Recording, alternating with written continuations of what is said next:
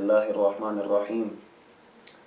ابرہہ نام کا ایک شخص جس نے یمن میں ایک کلیسا تعمیر کروایا اور اس نے یہ سوچا کہ جیسے لوگ بیت اللہ کا طواف کرتے ہیں میں اس کے مقابلے میں بھی ایک ایسا گھر تعمیر کرتا ہوں کہ لوگوں کا جھرمٹ، لوگوں کی آنیاں جانیاں یہاں پر رہیں، یہاں پر ہر وقت ہجوم رہے، رونق لگی رہے۔ اس نے اللہ رب العزت کے گھر سے ایک کلیسا کا مقابلہ کیا۔ چونکہ ہم سب جانتے ہیں بیت اللہ کی حرمت اس وقت کے مشرکین کے اندر بھی موجود تھی اور وہ اس کا بڑا پاس رکھا کرتے تھے۔ اس کی حرمت کی دلیل یہ ہے کہ اگر کوئی شخص چاہے وہ جانی دشمن ہی کیوں نہ ہوتا، اگر وہ مکہ میں حرم کے اندر بیت اللہ کے پاس مل جاتا تو اس کو قتل نہ کیا جاتا تھا۔ اب اس شخص نے جب یہ کام کیا تو مکہ سے ایک آدمی نے جا کر اس کلیسا میں وہاں پر جا کر قضاء حاجت کر دی، جس کی وجہ سے ابرہہ کو بڑا غصہ آیا۔ اس نے کہا کہ میں ایسے گھر کو تعمیر نہیں ہونے دوں گا اور اس کو مسمار کر دوں گا۔ اس نے ایک لشکر تیار کیا جس میں بہت ساری چیزوں کے ساتھ کل 9 یا بعض روایات کے مطابق 13 ہاتھی تھے۔ اب جب یہ بندہ منا اور مزدلفہ سے ہوتا ہوا وادی محشر میں پہنچا تو جس ہاتھی پر یہ سوار تھا اور جن ہاتھیوں کو یہ لے کر آیا تھا وہ ہاتھی بیٹھ گیا۔ اب اس کا رخ شمال کی طرف یا جنوب کی طرف یا مشرق کی طرف کیا جاتا تو ہاتھی اٹھ کر دوڑ لگا دیتا، لیکن جیسے ہی اس کا رخ بیت اللہ کی طرف کیا جاتا وہ بیٹھ جاتا۔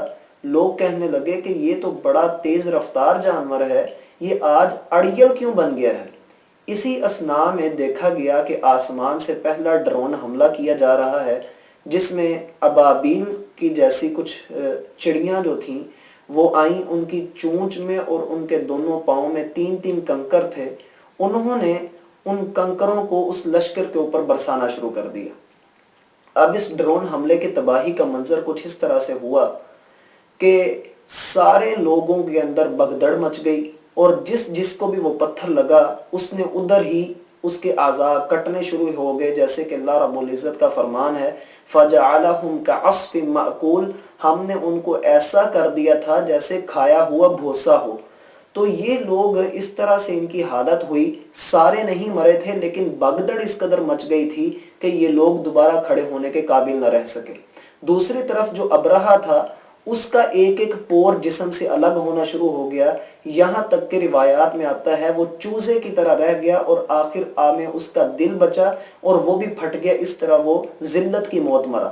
دوسری طرف جب دیکھا گیا کہ دنیا کے اندر بیت المقدس بھی موجود ہے اور بیت اللہ بھی موجود ہے، بیت المقدس جو کہ اس وقت عیسائیوں کا قبلہ تھا، اس کے اوپر کبھی بخت نصر نے قبضہ کر لیا، کبھی فارسیوں نے قبضہ کر لیا، تو اس گھر کو اللہ رب العزت نے کیوں بچا لیا؟ ساری دنیا کی نظریں اس پر لگ گئیں۔ فارسیوں نے اپنی حکومت کو مضبوط کر لیا، عیسائیوں نے بھی کمر کس لی، یہودیوں نے بھی تیاریاں شروع کر دیں کہ ضرور یہاں سے جب اس گھر کی اتنی تقدیس کی گئی ہے تو ضرور یہاں سے کوئی نہ کوئی ایسا واقعہ رونما ہونے والا ہے، کوئی دعوی نبوت ہونے والا ہے۔ ساری دنیا کی نظریں اس وقت عرب کی طرف، مکہ کی طرف لگ گئیں کہ ضرور بالضرور یہاں سے کچھ ہونے والا ہے۔ یہ واقعہ رسول اللہ صلی اللہ علیہ وسلم کی پیدائش سے تقریباً 50 اور بعض روایات کے مطابق 55 روز پہلے کا ہے۔ اور روایات میں یہ بھی آتا ہے کہ ابرہہ جب یہاں پر پہنچا تو سارے لوگ خوف سے گھاٹیوں میں جا کر چھپ گئے۔ اب جو عبد المطلب تھے ان کے کچھ اونٹ چراگاہ میں چرنے گئے ہوئے تھے جہاں پر ابرہہ نے پڑاؤ کیا۔ اب ابرہہ نے وہ اونٹ اپنے قبضے میں لے لیا، عبد المطلب کو پتہ لگا تو وہ اپنے اونٹ چھڑانے کے لیے اس کے پاس چلے گئے۔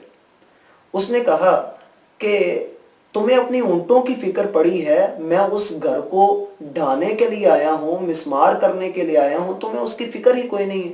تو عبد المطلب نے کہا اونٹ میرے ہیں، میں نے ان کی فکر کرنی ہے، یہ گھر جس کا ہے وہ اس کی فکر کرے، وہ اس کو بچانے پر خوب قادر ہے۔ اشارہ ان کا اللہ کی طرف تھا۔ اس نے کہا پھر میں دیکھتا ہوں کہ وہ کیسے بچاتا ہے، اس کا ایمان ہی نہیں تھا اللہ رب العزت پر۔ تو خیر اللہ رب العزت نے پھر اسے دکھا دیا کہ فَجَعَلَهُمْ كَعَصْفٍ مَأْكُولٍ أَلَمْ تَرَ كَيْفَ فَعَلَ رَبُّكَ بِأَصْحَابِ الْفِيلِ، آپ نے دیکھا نہیں کہ آپ کے رب نے ہاتھی والوں کے ساتھ کیا کیا ہے؟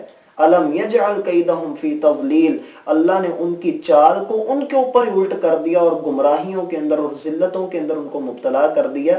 یہ ساری چیزیں ہمیں اس بات کا اشارہ کرتی ہیں کہ کبھی فطرت کے اصولوں سے بندے کو اڈے پھائیاں نہیں لینی چاہیے۔ اللہ رب العزت ہم سب کا حامی و ناصر ہو۔ اقول قولی ھذا استغفر اللہ لی ولکم ولسائر المسلمین واستغفروہ انہ ھو الغفور